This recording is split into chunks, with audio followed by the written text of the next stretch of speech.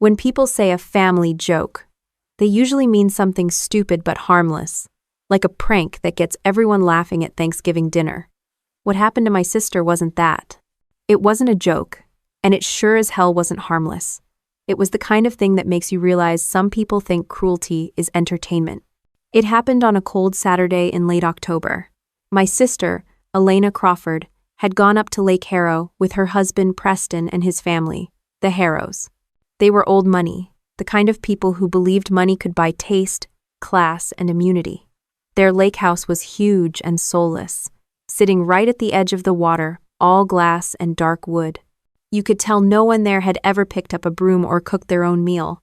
Elena had begged me to come, but I had duty that week. I serve in the Army Criminal Investigation Division, CID for short, so weekends off aren't exactly guaranteed. I told her to go, have fun, try to get along with her husband's family. She'd married into them against everyone's advice, and she was always trying to prove that she fit in.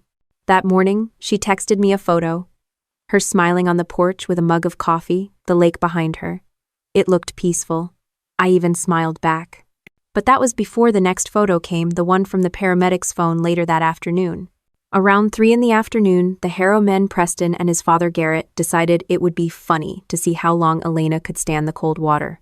They were drunk, loud, and full of themselves. Garrett started it, Preston followed, and Elena laughed it off at first. That's what she always did when they humiliated her. She smiled and tried to make it look like she was part of the joke. When they grabbed her by the arms and dragged her down to the pier, she still thought it was all in fun. She was saying things like, "Stop, you guys," but her voice had that nervous laugh in it. I can almost hear it now. Then came the splash. One moment she was standing there, and the next, she was under. Garrett laughed. Preston said something like, "She'll swim out," and then nothing. Elena hit her head on a submerged rock when she fell. The impact knocked her out cold. She didn't scream, didn't thrash. She just disappeared. The water was 40 degrees, black and deep.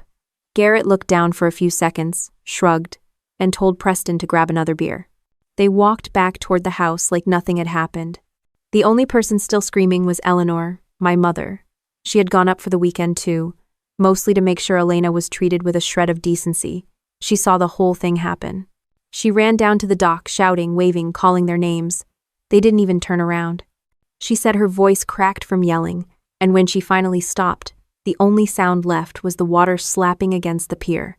That's when she saw a man in a small fishing boat about 50 yards away. She pointed toward the water, unable to say anything else. The man, just a local fisherman, didn't hesitate. He drove straight over, pulled Elena out, and started CPR in the boat.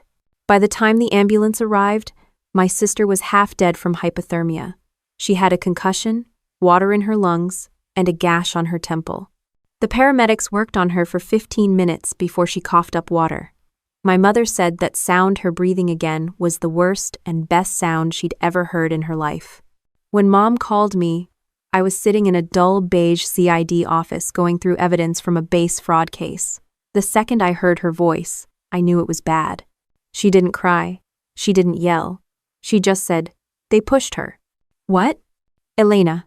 They pushed her in the lake. Preston and his father." I could hear sirens in the background. She sounded eerily calm. That's what told me she wasn't exaggerating. My mom's a retired librarian, quiet, soft-spoken, not the type to panic. But when she said those words, I could hear something else in her voice, something cold and final. I asked her where the Harrows were. She said, "They left." End of 2. "They what?" "They got in their car and drove away." They laughed at me. I looked down at my notepad, the kind I use for interviews. Without realizing it, I wrote the names Garrett Harrow and Preston Harrow in capital letters. Then I drew a small box next to each name, the kind you check off when a task is completed. Mom said Elena was being taken to the hospital in Carson City. She was stable but critical. I told her I'd be there in 2 hours. Before I hung up, she said something that still gives me chills. "They think this is over," she said quietly. "But I already called your brother." That made me pause. "You called Isaac?" She didn't answer right away. "He'll know what to do." I didn't like the sound of that. Isaac isn't military. He's a journalist, or was, before he got blacklisted for going after a few people who thought they were untouchable. He's smart, but he's not careful. If she'd told him everything, it meant this was about to get very messy, very fast. When I got to the hospital, Elena was pale and hooked up to every machine imaginable. The doctor said she was lucky her head wound could have been fatal. Preston hadn't even bothered to show up. He didn't call, didn't text, didn't send flowers. But later that night, a nurse came into Elena's room holding a massive bouquet of white lilies. The card said, "Let's not let your mom's drama ruin our fun. Love, Preston." Mom read it once, folded it neatly, and put it in her pocket. No yelling, no tears. Just a quiet, deliberate motion like she was filing it under evidence. That's when I realized she wasn't waiting for me to handle this. She was already handling it herself. I stood by the hospital window looking out at the parking lot, thinking about everything I'd seen in my years with CID murders disguised as accidents, suicides that were really cover-ups. But even in that world, this felt personal. The Harrows didn't just hurt my sister. They laughed about it. They walked away, and they thought no one would ever make them answer for it. They were wrong. That's the thing about people who believe they're above consequences. They never see it coming when someone like me walks into their world. They expect tears and apologies. They never expect precision. And as I stood there in that fluorescent-lit hospital room, listening to the steady beep of Elena's heart monitor, I knew exactly what had to happen next. The hospital coffee was terrible, but it kept my hands busy. I stared at the cup, listening to the hum of the vending machine when my phone buzzed. It wasn't a number I recognized, but I didn't need to. Only one person calls me from an unlisted line. "Fiona," said a deep, steady voice. "Your mother called me." "Yeah," I said. I figured. Oh, it was Isaac Rayner, my older brother, ex-journalist, unofficial human bloodhound, and the reason more than one politician still wakes up sweating at night. Isaac had a reputation. When he found a story, he didn't write it to entertain. He wrote it to end someone's career. I didn't ask what Mom told him. I knew he'd already pulled the threads she'd left hanging. That's what he does.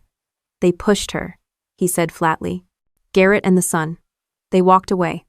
There's footage." "Haas. Footage?" I straightened up. "Security cameras.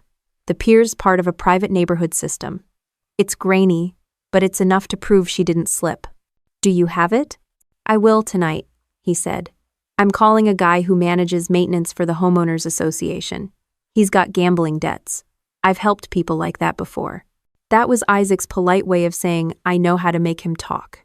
I told him to stay out of it, but even I didn't believe myself. "This isn't your kind of story," I said. "It's not a story," he replied. "It's family." I didn't argue. When Isaac said something like that, it meant the fuse was already lit. I went back to Elena's room. She was awake but quiet, her eyes fixed on the TV that was playing some home renovation show with fake laughter and louder wallpaper. Her face looked too pale against the pillow. "Hey," I said softly. "You feeling any better?" She nodded weakly. "I don't remember falling. Just water. Cold. Then nothing." I pulled up a chair. "The Harrows said it was an accident." Her eyes flicked toward me. "Of course they did." Her voice was hoarse, but the sarcasm was still there. "They'll probably tell people I tripped, or that I can't swim. You don't have to think about them right now." But she already was. I could see it, the guilt, the confusion, the humiliation. That's what those people were best at, making you question your own reality until you stopped fighting back. When she fell asleep, I stepped out to call Mom. She sounded calm, too calm. That's how I know she was angry. "He's already working," she said. "Isaac." "Yeah, I talked to him. He said he'd handle the Harrows quietly. You know what that means?" "I know," I said. Silence on the line. Then she added, "They laughed, Fiona. When I screamed for help, they laughed. I saw them." I closed my eyes. I'd been in Afghanistan twice, seen men do monstrous things. But hearing your mother say that, with that hollow tone that comes after shock wears off, was worse than any battlefield. "They won't laugh again," I said. Later that night, I drove to the Harrows property myself. The place looked like a magazine ad for money without taste stone columns, imported tiles, lights glowing warm and fake through massive windows. A security guard at the gate asked for my name. I told him I was with CID following up on a private matter. He waved me through. People always move when they hear CID. Their SUV was in the driveway. Garrett's black Escalade and Preston's silver Lexus. I parked across the street and waited. No one inside knew I was there. The living room lights were on. Through the wide windows I could see both of them. Garrett, in a robe, holding a whiskey glass. Preston, pacing, phone to his ear. It was strange seeing them like that, so comfortable, so ordinary. Two men who, hours earlier, had nearly killed my sister for sport. Garrett laughed at something on the TV. I clenched my jaw. Every instinct I had screamed to walk up to that door, flash my badge, and end it. But that wasn't how justice works. At least, not yet. Instead, I took photos, house, cars, the pier behind the property. The evidence wouldn't hold up in court, but it would help Isaac's story if things went public. And judging by how fast he worked, that day was coming soon. Back at my apartment, I found 3 missed calls from Isaac. When I called him back, he answered immediately. "I got the footage," he said. "You sure it's clear?" "Clear enough. They're dragging her. The audio picks up laughter, maybe words. I'll clean it up." "You can't just publish it, Isaac. They'll come after you." "They always come after me," he said. "You'd think I'd start charging for the entertainment." I rubbed my forehead. "You're playing with fire." He laughed quietly. "So are they." I hung up, but I couldn't sleep. Every time I closed my eyes, I saw Elena sinking under the water. I saw Garrett's face, smug and untouched. I saw Preston, the coward hiding behind his father's shadow. And beneath all of it, I felt the same quiet calculation I used to feel on operations when you know someone's going to make a move, and all you have to do is wait for the right angle. The next morning, Mom texted me a photo. A massive arrangement of white lilies sitting on the hospital counter. The card said, "Get well soon, sweetheart. Don't be dramatic." That was it. No name, no apology, no shame, just arrogance. I drove straight to the florist listed on the back of the tag. The clerk remembered the order. Paid in cash, no delivery info, but the man who placed it had a name, Garrett Harrow. I asked to see the order slip and took a photo. Every detail counted. By that afternoon, the footage Isaac mentioned was already spreading through quiet journalist circles. I could tell by the tone of the messages I was getting from old contacts reporters asking, off the record, if I'd heard about a case at Lake Harrow. They didn't know it was personal. Not yet. Isaac called again. "You might want to stay close to Mom," he said. "Garrett's people are asking around. They know someone's digging." "Let them dig," I said. "They'll find me before they find you." "That's what I'm afraid of," he replied. I laughed dryly. "Don't be. They wouldn't last 5 minutes." End quote. I meant it. Garrett's world was built on control and fear, on money buying silence. But none of that works on people like us. You can't threaten someone who's already walked through hell. That evening, Elena woke up for the first time without confusion in her eyes. She looked at me and said, "Did they call?" "No." She nodded slowly. "Then I guess they're waiting to see if I die." I didn't say anything. There was no point.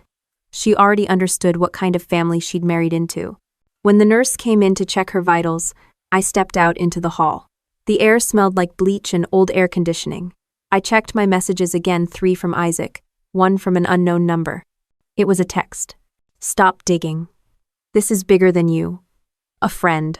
I smiled. The Harrows were finally scared enough to play defense. That meant things were moving. I deleted the message, slipped the phone back into my pocket, and started walking toward the exit. The night air outside was sharp, clear, and quiet. The kind of silence that tells you something's about to shift. I didn't know it yet, but the next move wasn't mine. The next morning, I didn't wake to an alarm. The sound that pulled me out of sleep was my phone vibrating nonstop. 3 missed calls from Isaac, 2 from a number labeled private. The last voicemail was short. "Don't call me back. They know." I sat up, my instincts kicking in before my brain caught up. They could only mean the Harrows. And if Isaac said not to call back, he wasn't being dramatic, he'd been found. I threw on jeans and a jacket, checked my holster out of habit, and grabbed my keys. The air outside was sharp, the kind that clears your head whether you want it to or not. I called my contact at the Carson County Sheriff's Department while driving. Hey, this is Special Agent Fiona Darden, CID, I said. I'm following up on a drowning attempt from Saturday at Lake Harrow. Victim's name? Crawford? The deputy interrupted, his tone already defensive. Yeah, we got that one. Look, Agent, we already closed the preliminary file. The Harrow family's been cooperating fully. I gripped the steering wheel. Cooperating? Yeah. Statement says it was a tragic accident, no signs of foul play. They left the scene, I said. They watched her sink. He hesitated. That's not in the report I've got. Then you've got the wrong report. He didn't answer right away. When he finally spoke, his voice was flat. You know how it is around here. The Harrows own half the businesses. People don't want trouble. I'm not people, I said, and hung up. The Harrows didn't just have money, they had reach. They funded local campaigns, owned a construction company that built half the county, and had a lawyer for every problem. It was the kind of power that turns law into suggestion. When I pulled into the sheriff's parking lot, 2 men in suits were already walking out. One of them, short, tanned, overconfident, held a folder stamped, "Confidential." He looked like the kind of man who'd call himself a crisis manager and mean professional liar. They passed by me without a glance, which was a mistake. I followed them to the sidewalk and caught the last few words of their conversation. If she talks, we'll frame it as hysteria. The old woman's already unstable. End quote. They climbed into a sleek black sedan with tinted windows. On the license plate frame, in silver letters, Harrow Industries. That was enough. I walked straight into the station. The desk officer looked up, already tense. I showed my credentials. Where's Sheriff Dalton? He looked around nervously. He's in a meeting. I'll wait. 2 minutes later, Dalton came out of his office. He was built like a man who used to lift weights but hadn't seen a gym since the last election. His face had that politician's smile, one that never quite reached the eyes. Agent Darden, what can I do for you? You can tell me why you're letting a pair of suspects walk after nearly killing my sister. The smile flickered. Now hold on, we don't have evidence of intent. They pushed her. There's video. That got his attention. He cleared his throat. If you have new evidence, you can submit it through the proper channels. 1. Which channel is that, the one that runs straight through Garrett Harrow's wallet? He glared at me. Watch yourself, Agent. This isn't your jurisdiction. He wasn't wrong, technically, but jurisdiction only matters to people who care about politics. I cared about results. I leaned closer, keeping my voice low. I've worked in countries where corrupt cops get dragged into rivers for less than this. I suggest you stop pretending this is paperwork. This. He didn't move, didn't blink, but his jaw tightened. That was good.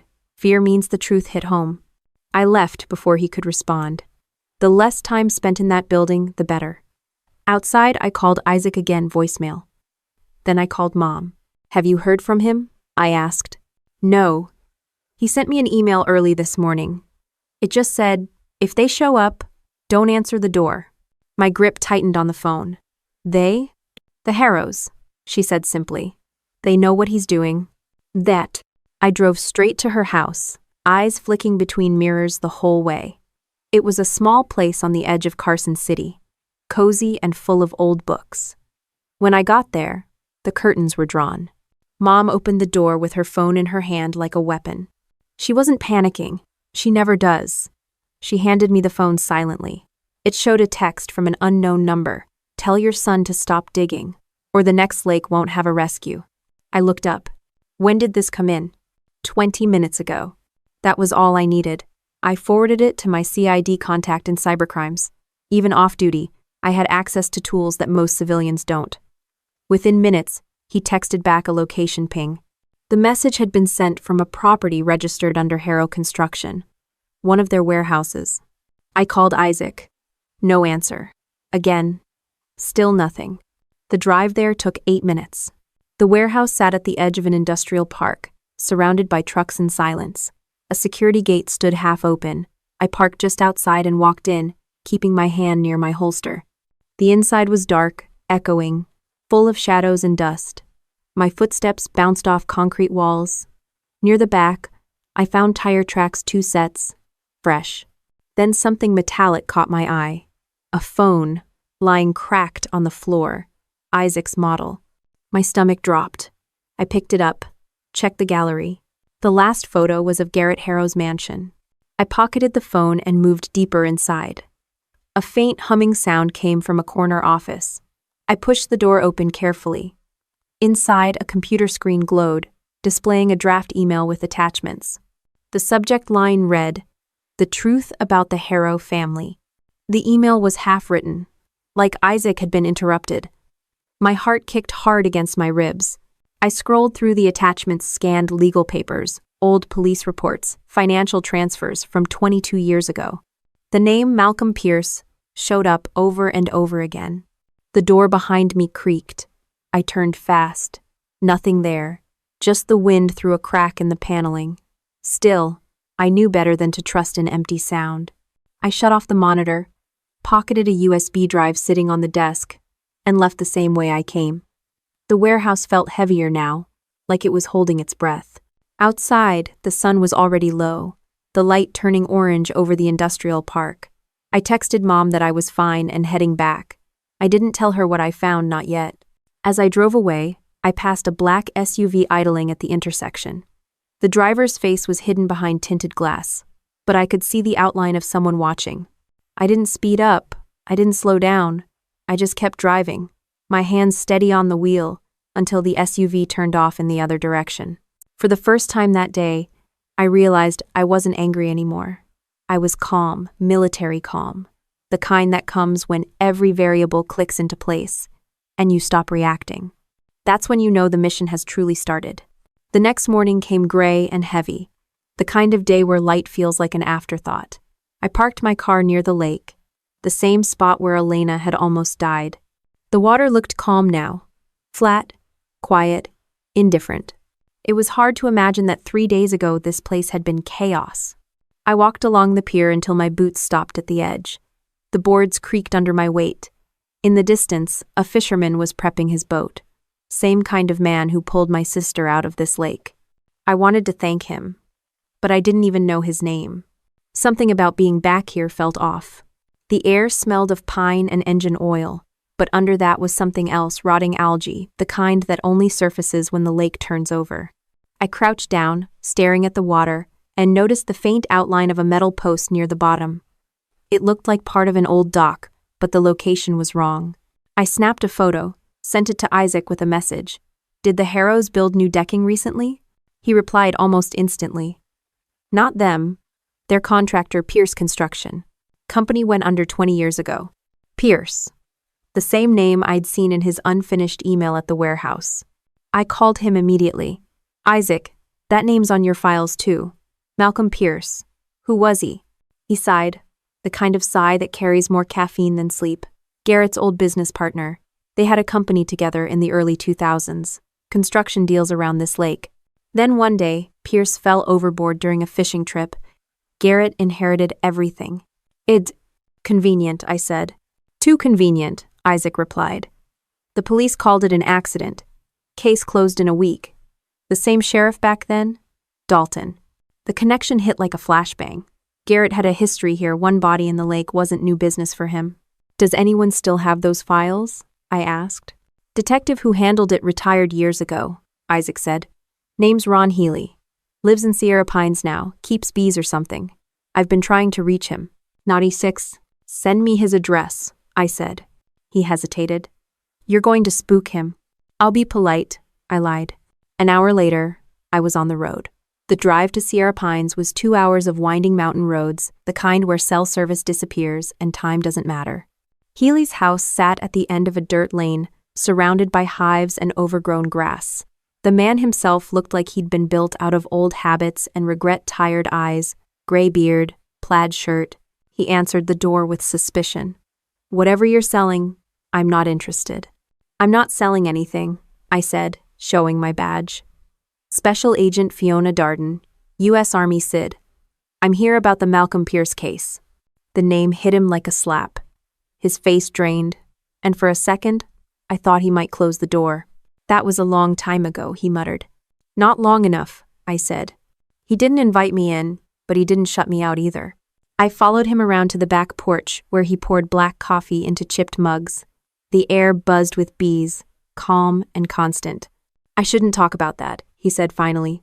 I signed paperwork, confidentiality agreements. Garrett Harrow paid you off? I asked. He stared at his coffee, not denying it. They gave me an envelope and a photo of my daughter. She was in college then. I was told to sign and forget. And you did? I tried.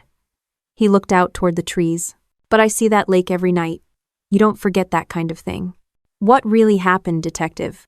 He rubbed his forehead. Pierce and Harrow fought that morning, loud enough for the marina staff to hear. About money. About a deal gone bad. Then they took the boat out. Only Garrett came back. He said Pierce got drunk, fell, hit the propeller. But the autopsy didn't match. The wound was too clean, blunt trauma before drowning. I wrote it up, sent it to the DA, and the next day it disappeared from evidence. A week later, I got the payoff. I leaned back, watching him. Do you have anything left? Copies, reports, anything? He nodded slowly. I kept a few things. Not for revenge, just insurance. He went inside and returned with an old file folder, edges yellowed with age. Inside were photos, statements, and a faded map of Lake Harrow, with an X marked near the northern cove. That's where they said it happened, he said quietly. But the body was found on the south side. That lake runs deep, but not deep enough for a drift like that. Someone moved him. I took the file, careful not to crease it. I'll make this count, I said. He gave a bitter smile. You can't beat people like Harrow, I've tried. Then you weren't trained like me, I said, and stood. The drive back felt shorter.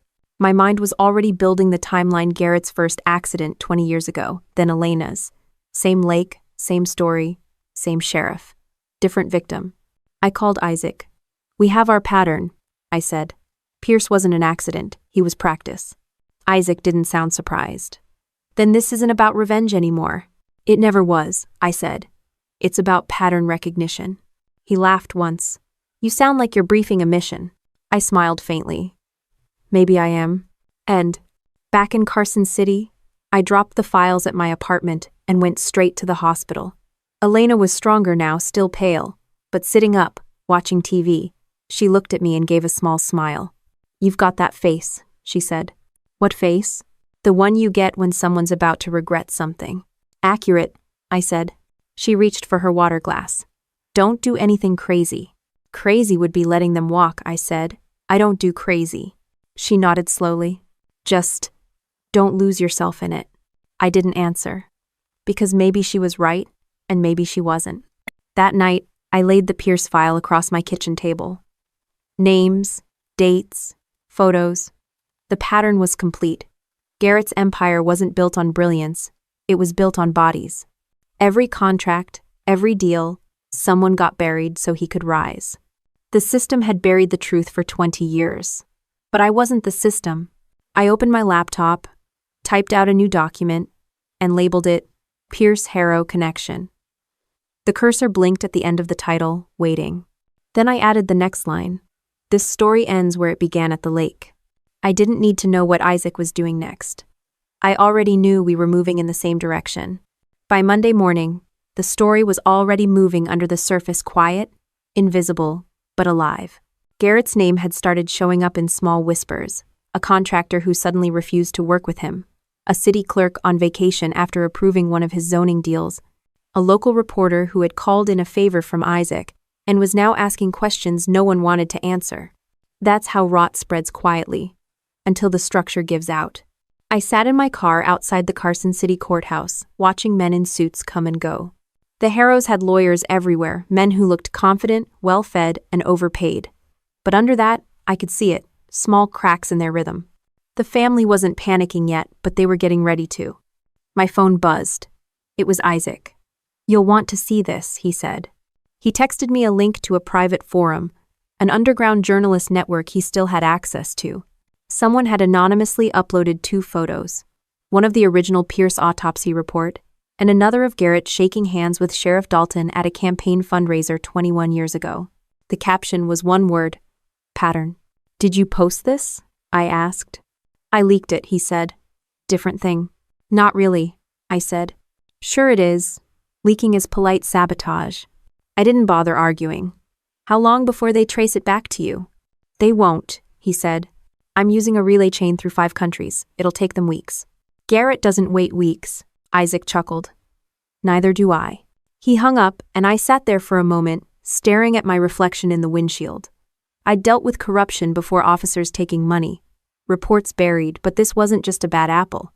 It was an entire orchard. The Harrows had turned the justice system into their private defense fund, and everyone had taken a bite. I got out and walked toward the courthouse. Inside, the marble floors were polished to the point of absurdity. The clerk behind the counter didn't look up when I flashed my badge. Records department, I said. She pointed down the hall without a word. I followed the signs until I found the archive room, half the lights out and boxes stacked high. An older man sat behind a computer, half asleep. I'm looking for the original case file on Malcolm Pierce, I said. Year 2003, Carson County. I'll do. He squinted at me. That's sealed. You'll need a court order. I have something better, I said, holding up my CID credentials. He frowned. Military? Federal liaison, I said. It wasn't a lie, just selective truth. He grumbled something about paperwork but typed anyway. After a moment, he said, You didn't hear this from me, but that file was requested last week. By who? He hesitated, then turned the monitor toward me. The request form listed one name. Garrett Harrow. He'd pulled his own crime out of the archives. I left before the clerk could ask questions. Outside, I called Isaac. He's cleaning up, I said. Pulled the Pierce file. Then he knows someone's close. Yeah. Us. As I was talking, a black SUV pulled up across the street. Same model I'd seen near the warehouse. A man stepped out tall, built, wearing sunglasses despite the clouds. He leaned on the car and lit a cigarette, pretending to check his phone. Isaac must have heard my silence. You see something? Not yet, I said. The man finished his cigarette, dropped it, and crushed it with his boot. Then he got back in the SUV and drove off slowly, not away from me but around the block. Yeah? I said into the phone. They're watching. Isaac's tone hardened. Then you stay smart, Fiona. He'll send muscle before lawyers. I smiled faintly. He should have checked my file before trying that. That afternoon, I stopped by the hospital again. Elena looked stronger. Her color had returned, and she could sit up on her own now. Mom was reading next to her, glasses halfway down her nose. Elena looked up when I entered. You look tired. I'm fine, I said. Liar, Mom said without looking up from her book. I ignored her. Elena, the police might ask you some questions soon. Be ready. She frowned. What kind of questions? The kind they ask when they want to make something disappear. She set her jaw. Then I'll make sure it doesn't. End quote. There it was, that Steele I'd been waiting to see. For so long she'd been trying to please everyone, especially Preston. Now, that instinct was gone.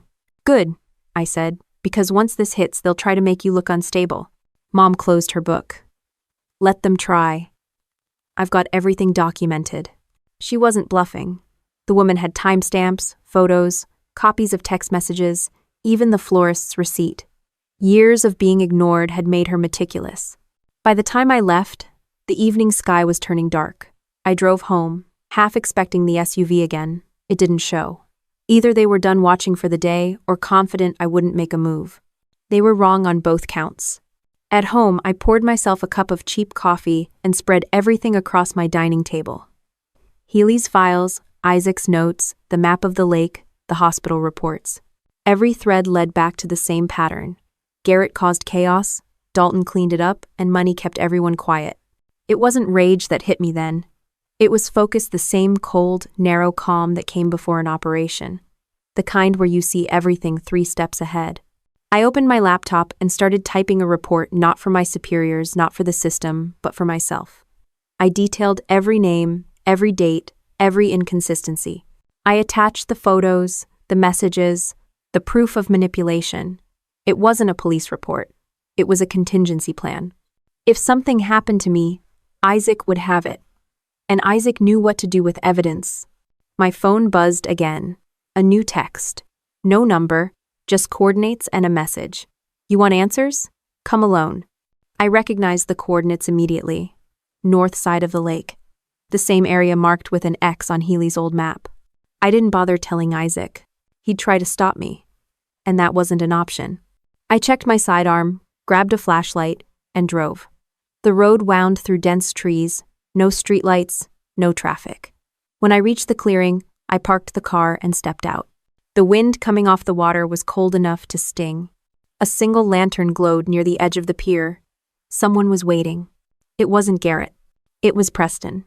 He looked different, shaken, tired, like he hadn't slept in days. His voice cracked when he spoke. "You shouldn't be here." "Then why invite me?" I asked. He rubbed the back of his neck. "Because I didn't know who else to talk to." I stayed silent. "My dad's losing it," he said finally. "He's paranoid, tearing up files, yelling at everyone. He said you were working with Isaac, and that Isaac's about to ruin us." "Sounds accurate," I said. He looked down. "I didn't mean for her to get hurt, I swear." "Then why didn't you stop him?" He didn't answer, just stared at the lake. The silence stretched. Finally, he said, "You don't understand what he's capable of." "Actually," I said quietly, "I understand perfectly." The wind picked up, scattering leaves across the pier. Preston took a step closer, lowering his voice. "If you go after him, you'll regret it. He has people. The sheriff, the judge, half the city. They'll bury you." I smiled, just enough for him to see it. "They've tried burying me before." He swallowed hard. "Then you're either very brave or very stupid." "Maybe both." He turned to leave, but before he did, he muttered something that stopped me cold. "There's more under that lake than you think." Then he was gone, walking fast toward the dark line of trees. I stood there, staring at the black water rippling against the pier. Somewhere beneath that calm surface, the truth was waiting. And I was done waiting for it to come up on its own. The lake looked the same as it always did still. Dark, pretending to be innocent. I stood there for a while, listening to the soft slap of water against the pier, thinking about what Preston had said. "There's more under that lake than you think." It sounded like a confession wrapped in cowardice. He hadn't come there to warn me. He'd come to save himself. And if there was something else buried in that lake, I intended to find it. The next morning, I drove back to the CID field office I hadn't set foot in for weeks. The front desk sergeant raised an eyebrow. "Didn't think we'd see you this week, Darden." "Just need a few things," I said. I went straight to the evidence storage room. A few quiet favors, and one old badge number later, I walked out with a waterproof flashlight, a portable sonar unit, and a compact dive mask. I wasn't planning on getting wet, but if Preston was telling the truth, I needed more than a flashlight and intuition. Back at Lake Harrow, the afternoon sun hit the water like a mirror. The air smelled metallic like storm weather. I powered on the sonar and watched the small screen flicker. At first, it was just static and fish. Then a shape appeared, faint and angular, sitting near the lake bed, about 20 feet down. It wasn't natural. Too straight, too precise. I marked the coordinates and sent them to Isaac. "Tell me this doesn't look like a container," he called instantly. "What kind of container?" "Metal. About 6 by 4 feet. He paused. "You think it's what I think it is?" "I think Garrett's been dumping more than trash in this lake." "Don't touch it," he said. "If it's evidence, we need to get it photographed properly." "Then bring a camera," I said, and hung up. I waited near the shore, the sonar still pulsing, counting the seconds.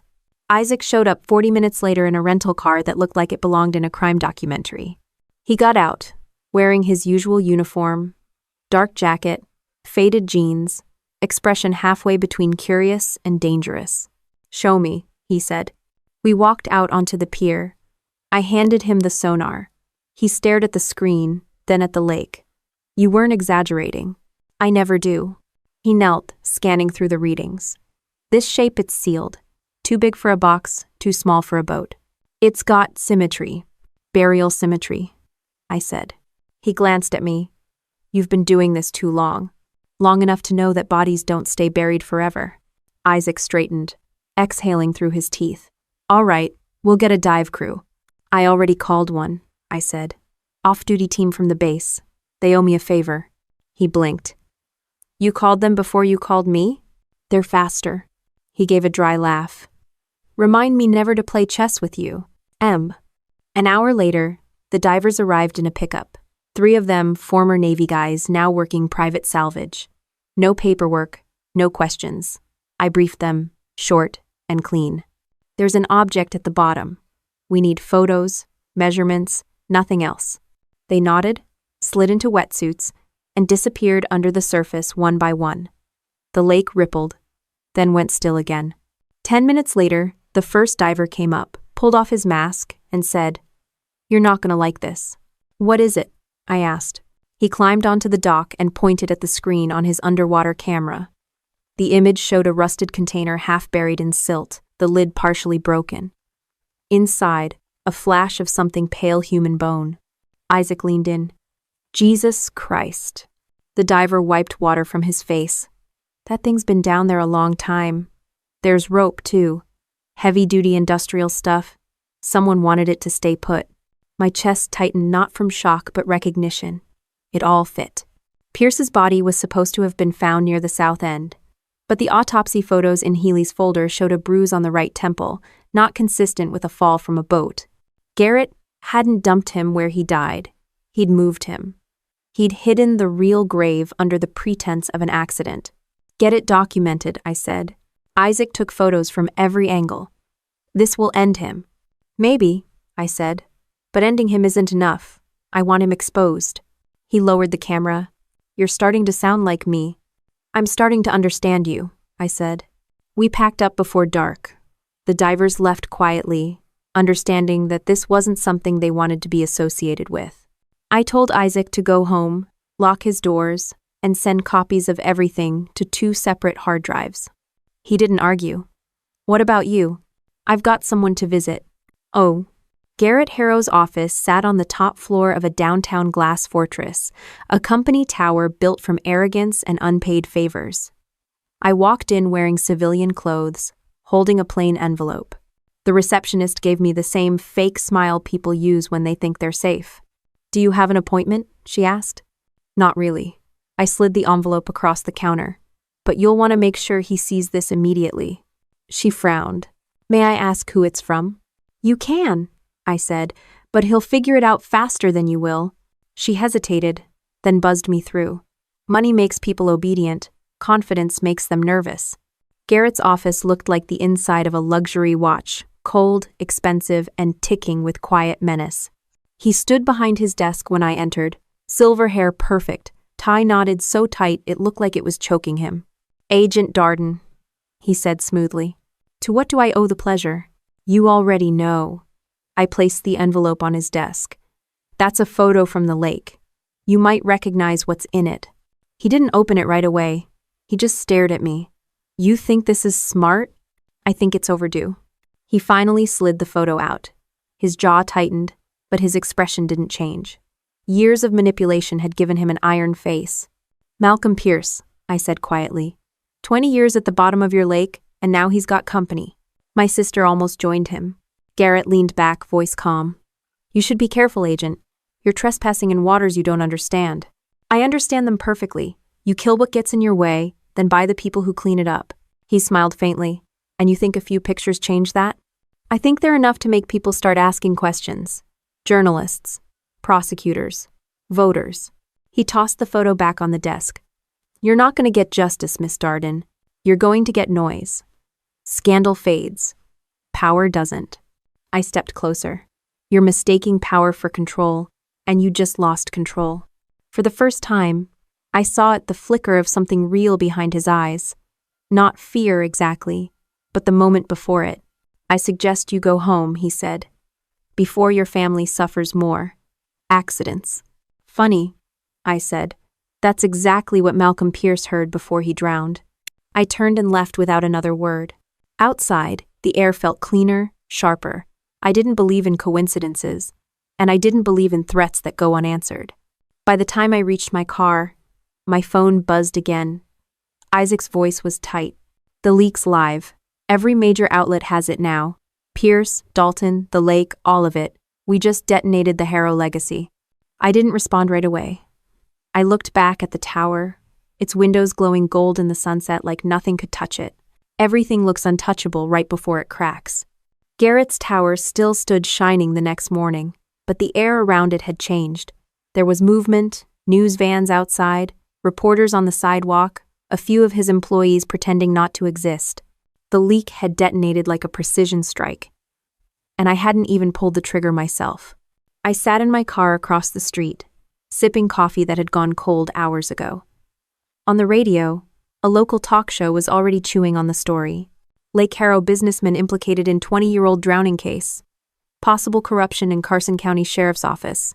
They didn't know half of it yet, but Garrett did. He walked out of his building through a side entrance, 2 bodyguards flanking him. He wasn't running, he was adapting. That's what predators do. When the light hits them, they move deeper into the shadows. I texted Isaac. He's on the move. He replied, I'm 2 blocks away. Stay out of sight. Oh, Will.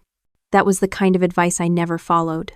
I watched Garrett's SUV pull away and fall into traffic. Instead of tailing him directly, I took the next street and looped around, staying 2 cars behind. The city's midday chaos made it easy to blend in. The SUV drove north out of downtown, past the hospital, toward the highway. Then my phone buzzed again.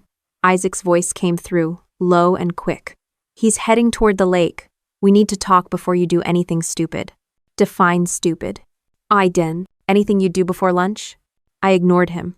Garrett's vehicle turned off near the Marina Road, the same area where Elena had almost drowned. My gut tightened. He wasn't coming here to hide.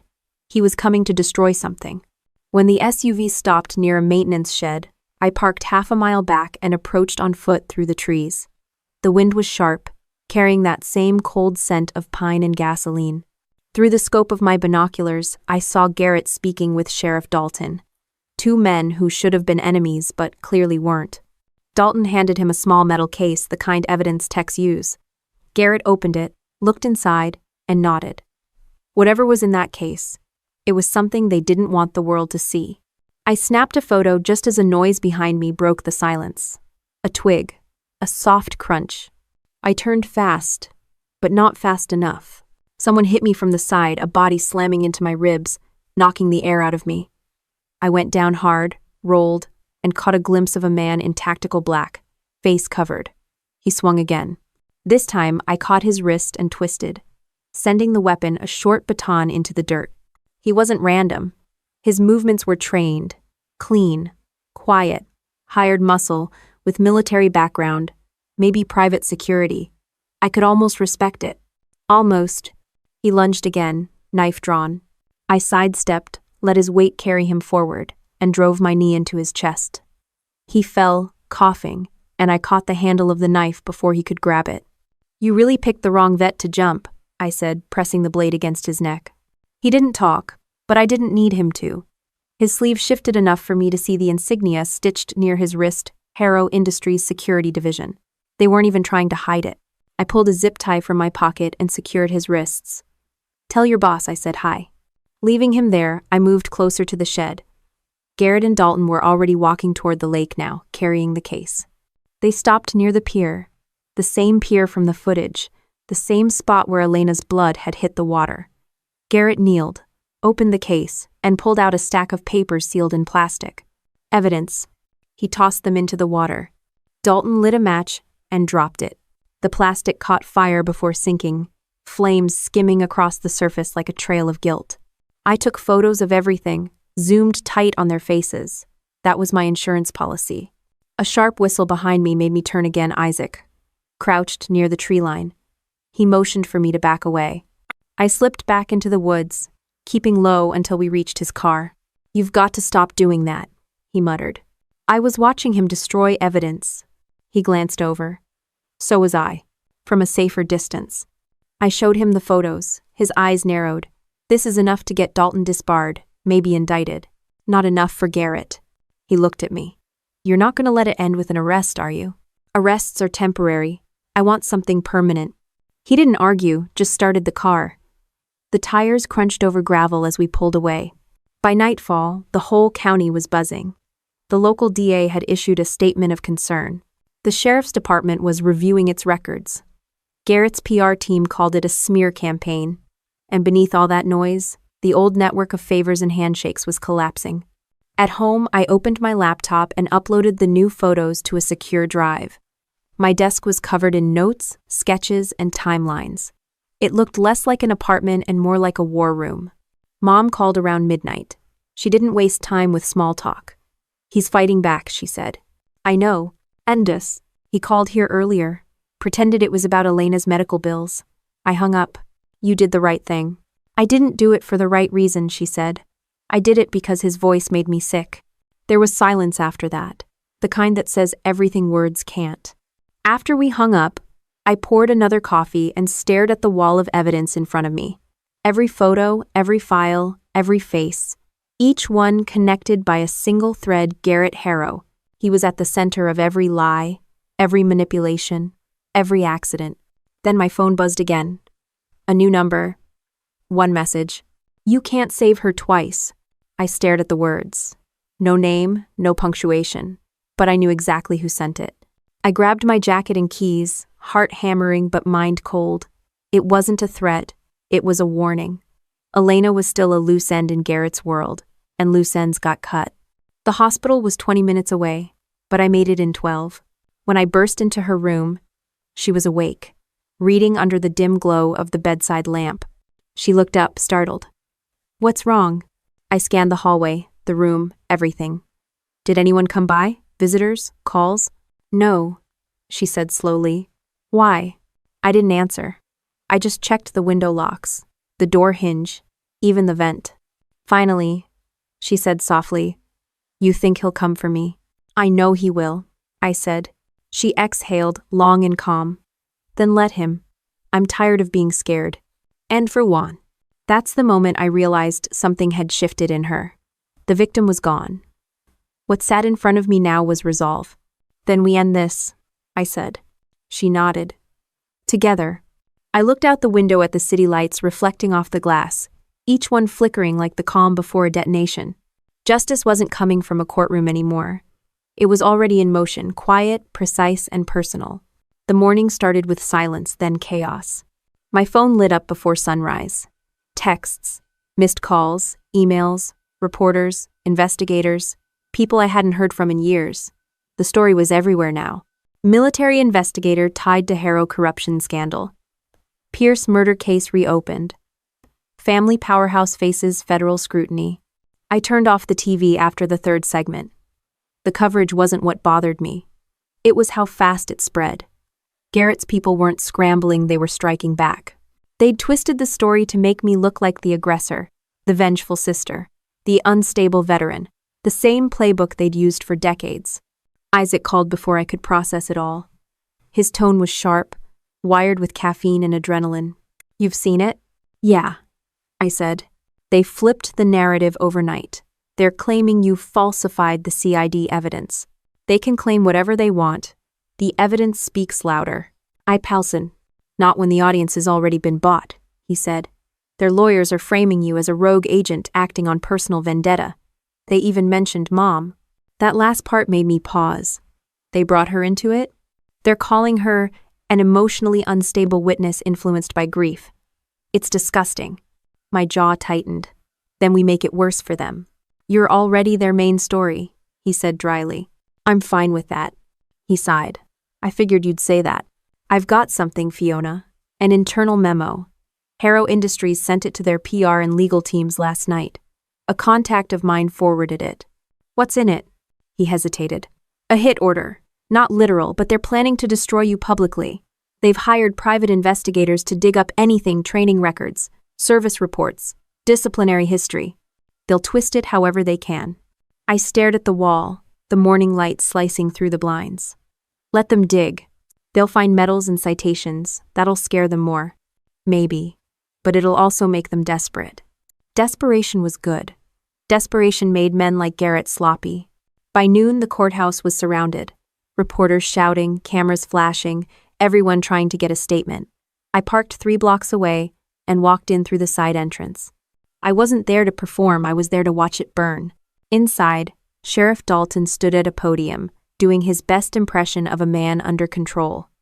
We take these allegations seriously, he said into the microphones. The Carson County Sheriff's Department will cooperate fully with federal investigators. That last line made me laugh under my breath. Dalton cooperating with anyone was like a fox volunteering for henhouse duty. Reporters kept shouting his name, throwing questions, and one of them finally broke through. Sheriff, Is it true that new evidence links your department to cover-ups dating back 20 years? Dalton's smile twitched.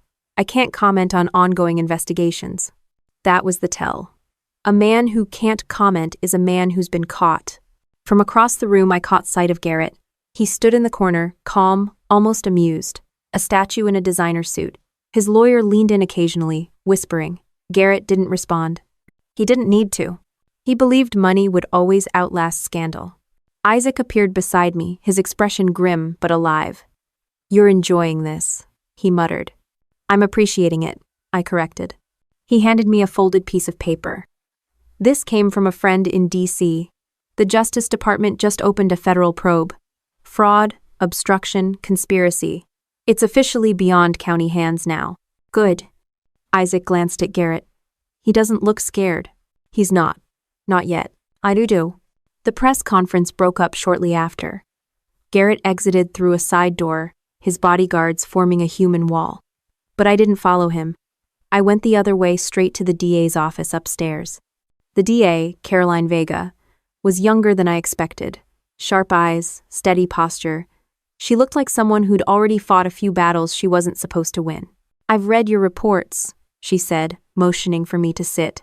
Impressive work, but we're going to need more than that to take him down. Circumstantial evidence won't hold up. You have a body? I said. You have records, financial links, and 2 witnesses willing to testify. She gave a small, humorless smile. And I have a courthouse full of people who owe Garrett Harrow favors. You don't break that kind of influence with a press leak. Then we break it another way. She raised an eyebrow.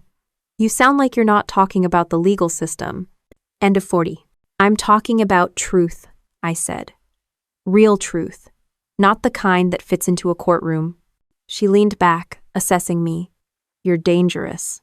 Efficient. I corrected. After I left, the afternoon sky had turned a dull gray. Storm rolling in fitting.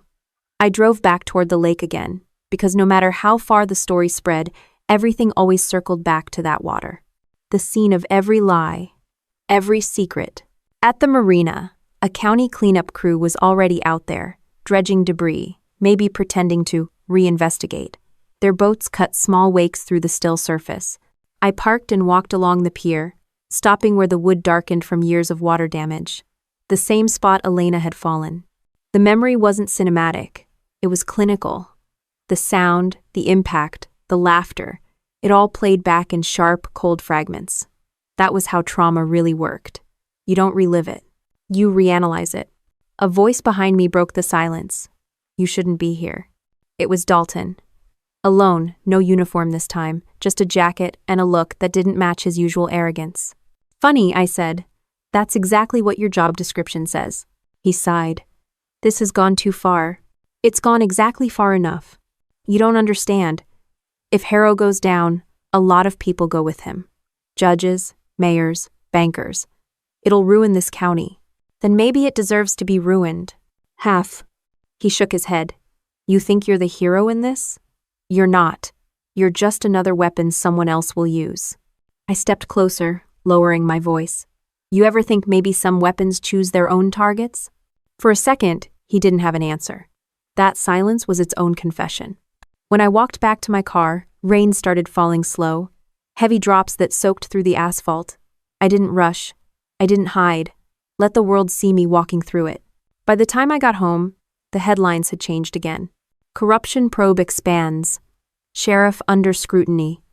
Anonymous sources confirm evidence found in Lake Harrow. And then, at the very bottom of the page, one new line. Elena Crawford, released from hospital, speaks to federal agents. I closed the laptop.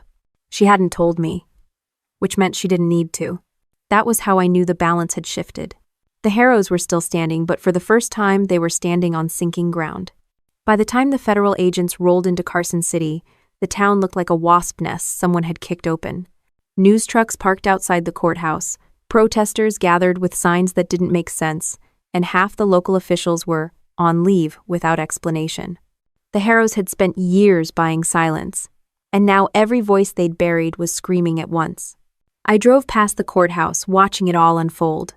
None of it surprised me. Revolutions never look organized up close. They look chaotic, scared, and loud. That's how you know they're real, Isaac called while I was at a red light. His voice carried that edge between satisfaction and caution. Fiona, the FBI just raided Harrow Industries. They froze the accounts, seized the servers, and hauled Dalton in for questioning. You did it. Hat. I stared out the window at the flashing lights in the distance. No, I said quietly. It's not done yet. He paused. You're thinking about Preston. I'm thinking about what Preston said. There's more under that lake than we've seen. He sighed. Can't you ever let anything be over? Not when it starts with a lie. He didn't argue. He knew me too well for that. That night, I went back to Lake Harrow. No backup, no plan. Just a flashlight, a crowbar, and a mind that didn't want to rest. The rain from the day before had turned the ground into soft mud. My boots sank with every step. The air smelled like copper and pine, and the lake reflected the faint orange glow from the town across the water. The old maintenance shed was still there. The lock was new, probably replaced after the feds swept through, but locks are only as strong as the hands that install them. One good twist of the crowbar, and it gave way with a crack. Inside, the place was a time capsule. Tools scattered, dusty blueprints on the table, the faint smell of gasoline soaked into the floorboards. A single filing cabinet sat in the corner, its drawers warped from humidity. I pried the top one open. Inside were folders labeled with contract codes and company initials, most of them meaningless. But then I saw it. Pierce Expansion Project, 2003. I opened it carefully. Inside were photos of the original dock construction, invoices, and one handwritten note that stopped me cold. Use South Cove for disposal. Sheriff cleared path. No paperwork. There it was. Proof that Dalton had helped cover up the first death. And maybe more. Footsteps behind me broke the silence. Slow, deliberate, heavy. I didn't turn right away. I knew the cadence of those steps. The sound of a man who'd never had to rush in his life. Couldn't stay away, could you? Garrett's voice was low even. He stood in the doorway, rain dripping from his coat. I told you to go home. I faced him. You should have listened to your own advice. He smiled faintly. You think this ends with me in handcuffs? The world doesn't work that way, Agent Darden. You might have shaken the tree, but I planted the roots. You mean the bodies? He stepped closer. You're a soldier. You of all people should understand. Some things require casualties. You drowned a man for money and nearly killed my sister for pride. Don't call that necessity. Garrett's eyes flickered, the mask cracking for a split second. Your sister was weak. She didn't belong in my family. She embarrassed us. I didn't move. I didn't even blink. Say that again. He didn't. He just stared at me, calm and deliberate, the kind of control that only comes from a man who's never faced consequence. Then he took another step forward. You think you've exposed me, but all you've done is make me dangerous. I took a slow breath. You were dangerous the moment you thought you could bury people and call it business. For a moment, neither of us spoke. The sound of rain on the roof filled the air, heavy and rhythmic. Then he lunged. He wasn't fast, but he was determined. I sidestepped, his shoulder clipping my arm. We hit the table hard, papers scattering. He grabbed for my wrist, trying to twist the flashlight out of my hand. Years of combat training kicked in before thought could catch up. I drove my elbow into his ribs, hard enough to make him grunt, then shoved him back. He stumbled, hit the shelf, and sent a cascade of metal tools clattering to the floor. He reached for one, a hammer, but I kicked it away. Stop, I said sharply. He laughed, breath ragged. You won't shoot me. I don't need to. He straightened, chest heaving. You think the law will do it? You've seen how this town works. They'll make a deal, I'll walk, and you'll spend the rest of your life wondering why you didn't finish it yourself. He wasn't wrong. I'd seen worse men walk free. But this time, something felt different. Garrett didn't look untouchable anymore. He looked old, smaller, like the world had finally caught up. Outside, headlights flickered across the water. A car pulled up near the shore. Doors slammed. Voices shouted. Garrett turned toward the noise, realization dawning too late. You didn't call them? I said. But Isaac probably did. The agents came in fast, 2 through the front, 1 through the side. Federal, not local. They had the warrant, the timing, and the satisfaction of knowing exactly who they were arresting. Garrett didn't resist. He just looked at me one last time, expression unreadable. "You think you've won?" he said quietly. "No," I said. "I think you finally lost." On. They cuffed him, read the charges, and led him out into the rain. His shoes left dark, heavy prints on the floorboards, marks that would fade by morning. But not for me. As the agents cleared the room, Isaac stepped inside holding his phone. "I got the footage," he said. "They've got everything on record. Confession, assault, obstruction, the works." I nodded. "Good." He looked around. "You okay?" "I'm fine." He didn't believe me, but he didn't push. "Elena's at Mom's," he said. "She saw the news. She's safe." I picked up the folder from the floor, the one labeled Pierce Expansion Project. The ink had bled from the rain, but the words were still there. I folded it and handed it to him. "This started with one dead man and one buried truth," I said. "Now it ends with both above water." Isaac slipped the folder into his jacket. "You know, you could have been a journalist." "I prefer results," I said.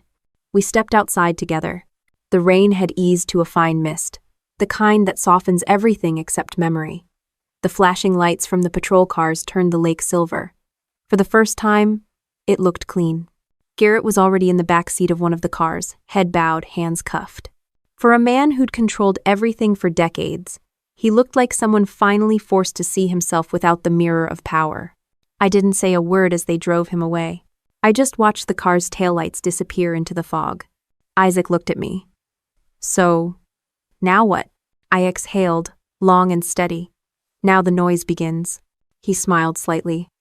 "And when it ends?" "It won't," I said. "It just gets quieter." The wind off the lake carried the faint smell of rain and gasoline. Somewhere under that calm surface, Pierce was still there, silent, patient, finally vindicated. And for the first time since this all began, the water didn't feel like an enemy.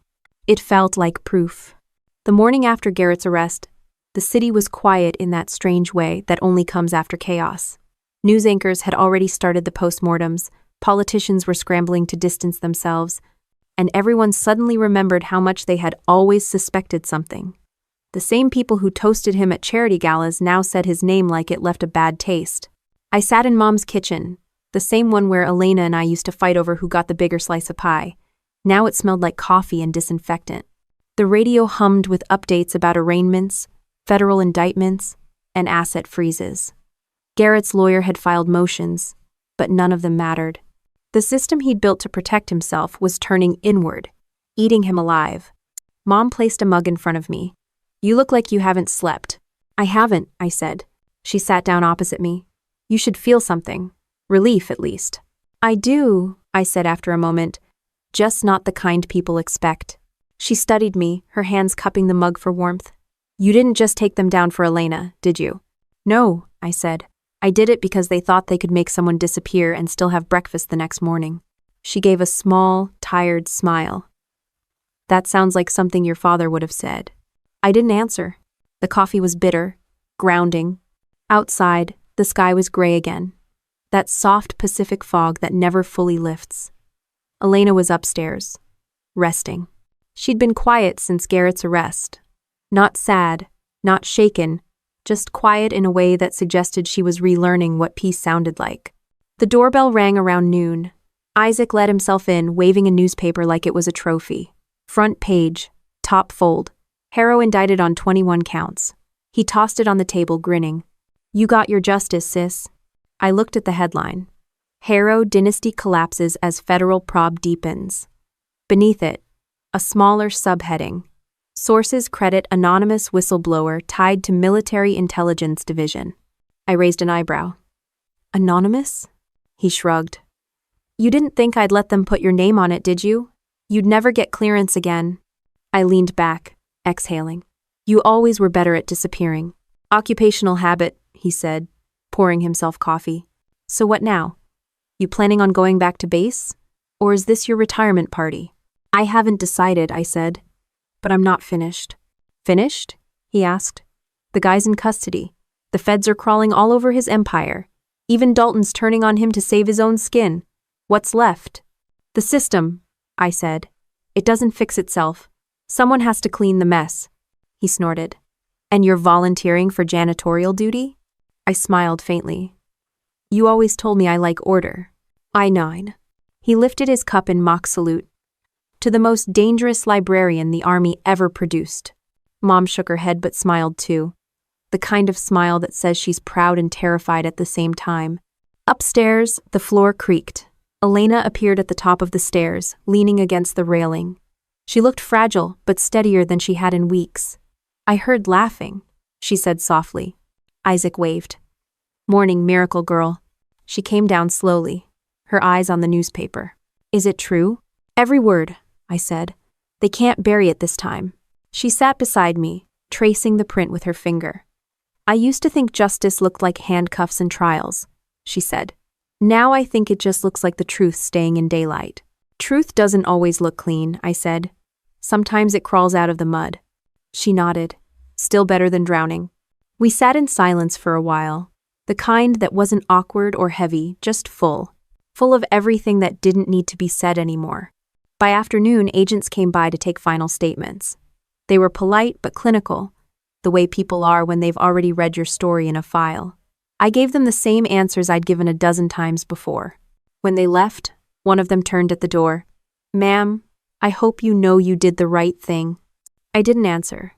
Right and wrong had stopped being clear somewhere around the point where the law failed the first time. That evening, I drove to the edge of town, where the view of Lake Harrow stretched wide and still. The water had gone silver under the fading light. No sirens, no cameras, no noise, just reflection.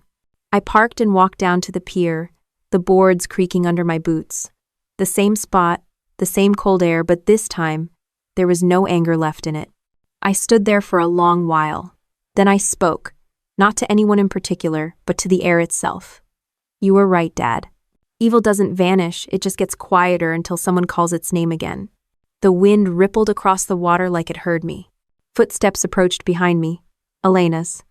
She didn't say anything, just stood beside me, watching the horizon.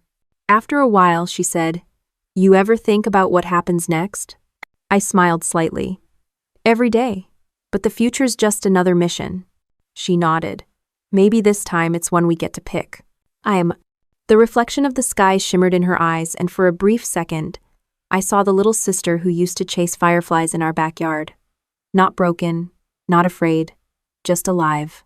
We turned back toward the car, our steps slow but sure. The road home stretched long and quiet ahead, the kind of quiet that didn't scare us anymore. When we reached the top of the hill, the sun broke through the clouds, just a thin sliver of gold cutting across the gray. Elena looked at it and smiled. Looks like it's clearing, she said. Yeah, I replied. Finally. And for once, I didn't feel like correcting her. The lake was calm again. Almost too calm.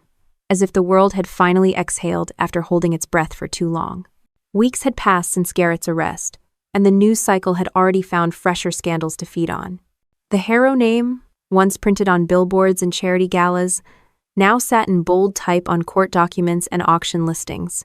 His empire was dismantled piece by piece, every shell company and offshore account dragged into the light. The man who once owned half the county was now reduced to a number in an orange jumpsuit. I didn't go to the sentencing hearing. I didn't need to. I already knew the outcome. 25 years without parole, pending appeal. The papers called it historic justice.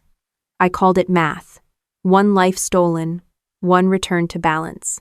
That morning, I sat in the small 2-bedroom apartment above the old public library, the one Mom had bought back after everything ended. The floors creaked, the paint peeled, and the heater rattled, but it was home in a way no mansion could ever be. Elena was in the kitchen making pancakes, humming to herself, off-key but steady. The sound made me smile. I hadn't realized how much I'd missed the noise of ordinary life. She walked out carrying 2 plates, still limping slightly from her recovery. You didn't tell me you fixed the heater, she said. I didn't, I said, taking a plate. It just started working again. Miracle, she said. Or neglect, I replied. Hard to tell with old buildings. We ate quietly for a while, sunlight spilling across the table. The city outside was already moving, kids running to school, a garbage truck growling down the street, someone playing country music from an open window. After everything, The normalcy almost felt suspicious. Elena finally spoke. Do you ever think about what he said? Garrett, I mean? About how people like him always survive? I looked up at her. They do survive, just not the way they think. She tilted her head. Meaning? Men like him spend their whole lives pretending they're untouchable. When that illusion breaks, it doesn't kill them, it eats them. Slowly. She nodded, eyes thoughtful. So that's justice? It's one version of it. I poured more coffee and leaned back in the chair. Justice isn't loud, Lena. It doesn't always look like a courtroom or a headline. Sometimes it's just a man in a cell, realizing no one's taking his calls anymore. She smiled faintly. And what about us? We get to live, I said simply. After breakfast, I headed to the old library downstairs. The city had closed it years ago, but Mom had been slowly restoring it one shelf, one bulb at a time. I'd started helping her after the case ended, sorting old books and repairing broken catalog drawers. It wasn't glamorous, but there was something grounding about it: order, sequence, purpose. The kind of work that doesn't ask questions. As I walked through the aisles, the smell of paper and dust filled the air. My phone buzzed in my pocket. It was Isaac. Don't tell me you're working, he said when I picked up. Sorting books isn't work, I said. Everything you do turns into an operation. He wasn't wrong. How's life on the outside? I asked. Busy, my story's blowing up. They want me to write a follow-up, something about corruption in small-town law enforcement. You'll make enemies. He laughed. I already have a favorite sister in the army. Enemies are the family tradition. There was a pause, the kind that feels like static. Then his voice softened. You did good, Fi. You know that, right? I didn't answer right away. We all did. He exhaled. Yeah. Still feels weird not having another fight lined up. Enjoy it while it lasts, I said. The world doesn't stay quiet long. He chuckled. You always know how to ruin a peaceful moment. That's why you love me, I said, and hung up. I spent the rest of the afternoon shelving books. Each one had its place, its number, its own quiet reason to exist. Maybe that was why I liked it. After months of lies and manipulation, it was nice dealing with something that made sense. By sunset, the last of the light streamed through the high windows, painting the shelves gold. I sat on the floor between two rows, letting the silence stretch out. Mom found me there later, carrying a box of new donations. You're hiding, she said. Organizing. I corrected. She smiled. Same thing in your case. She set the box down beside me and lowered herself to the floor with a soft sigh. You know, I used to think the hardest part was losing control. Turns out it's getting it back. I looked at her. You don't regret any of it? Her eyes met mine, calm and unwavering. Regret implies I'd do it differently. I wouldn't. What? The simplicity of her answer left no space for argument. We sat there for a while. Two women who had spent their lives cleaning up after the chaos of men, surrounded by books no one had touched in years. The hum of the city drifted through the cracked windows, steady and familiar. Later that night, I walked out to the balcony. The air was cold, the kind that bites but clears your head. Down below, the streetlights reflected off wet pavement. Somewhere far off, a siren wailed, then faded into nothing. I thought about everything that had happened. The lake, the lies, the calls that changed everything, and realized how quiet the world had become. Not empty quiet, peaceful quiet. The kind that doesn't demand explanation. Elena joined me, a blanket draped over her shoulders. She looked better now, stronger. The fear that once lived behind her eyes was gone. Can you believe this used to be home? She said softly. It still is, I replied. She leaned on the railing beside me. You ever think we'll stop looking over our shoulders? One day, I said, but not yet. Then what do we do until then? I looked out over the city, lights stretching to the horizon. We keep moving. We build something better. She nodded slowly. You sound like Dad again. Guess some things stick.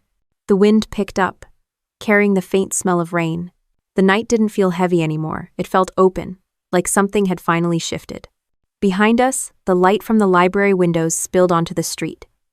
It was warm and soft, flickering with the rhythm of an old bulb but still holding steady. Elena wrapped the blanket tighter and smiled faintly. You know, for a story that started with drowning, this one didn't end underwater. I looked at her. No, I said. It ended exactly where it should on solid ground. May. And we stood there, two survivors of the same storm, watching the city breathe, letting the quiet carry the weight that words never could.